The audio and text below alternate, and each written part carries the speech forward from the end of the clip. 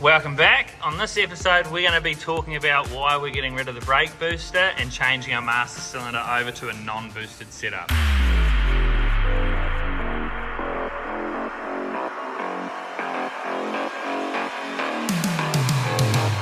Break it down. So one of the main reasons why we're going to be changing it is our motor doesn't actually make a lot of vacuum at the moment with the big cams in it, so the booster's pretty hopeless. So there's no point having it there, along with the vacuum line which goes into the intake manifold. We're going to eliminate a lot of stuff, hopefully a few pounds at the same time. Now for all you guys that have already subscribed, you will know that we need brakes obviously, because we tow a trailer that's got a ton's worth of gear in it.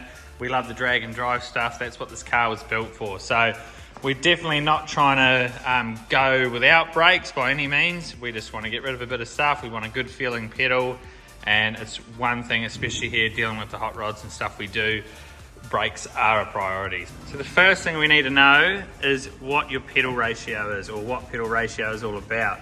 So this pedal mounts in the car through that bolt and swings from that bolt. Now the push rod that went into the old master cylinder goes into that bolt. So this bolt here is what pushes on that master cylinder to apply the brake pedal. That measurement we have is 72 from that point to that point, 72 millimeters, disregard the 60 for now.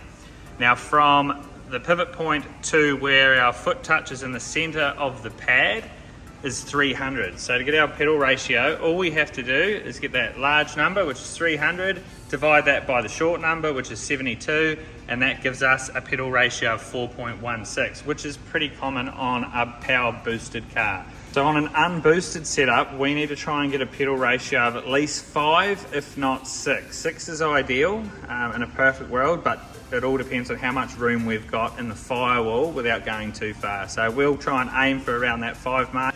So what we're going to do is re-drill this hole where our clevis for our push rod for our brake master cylinder will be going, 12 mil higher. So only 12 mil, so the new hole will be sitting just above the old one. That then will change that measurement to 60. So if we go over to our new equation, we'll have 300, because that hasn't changed, divided by the 60, and that gives us a new ratio of smack on 5. Now another way of doing this without drilling a new hole is to actually make your length from the pivot point to where your foot touches the brake pedal physically longer.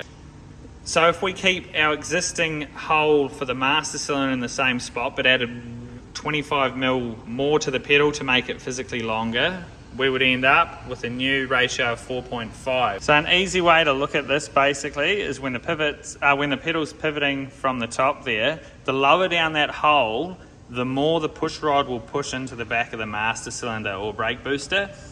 The thing with that, it might go a lot further, a lot quicker from less pedal travel, but the problem is more effort has to be applied to the pedal itself to make that happen. So by lifting the hole up, the push rod won't travel as far for the same amount of physical brake pedal movement, but it will have a much softer feel to it.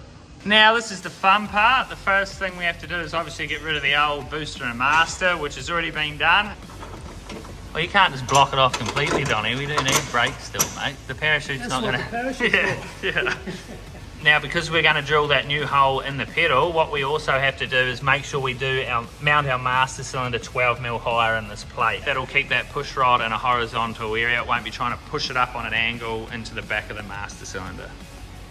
Now the other thing you've got to take into account, this is where everyone gets a bit scared, and to be honest, it's a bit of hit and miss, I reckon. A lot of the time, most of the time you'll get it pretty close. So a boosted master in our application, we had a 1-inch bore size, which means the piston that goes up and down inside this master cylinder is 1-inch diameter. Now with our new one, we're actually running a piston that is 7/8 of an inch diameter, which is smaller.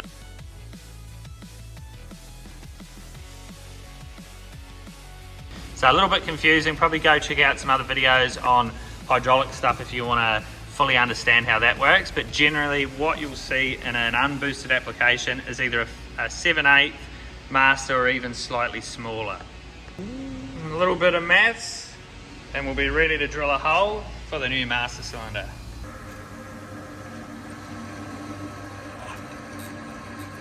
We needed a different push rod for our master cylinder because the thread was wrong, so we're just making one up now just out of a bolt that was 120 mil long. So we have our new push rod. It's a little bit longer and it's the correct thread. There's our new push rod fitted into the master cylinder with the standard clevis. And believe it or not, old Donny, he's got all this made. Oh, let's check out the weight savings for a look here. So this is our new setup, the little adapter plate and the new master cylinder. We're weighing in at, let's call it 1.5 or a smidge over, 1.5 kilo. Well, that was a bit awkward, but our old one, if we sneak down there, is 4.5 kilo. So that's not too bad, 3 kilo.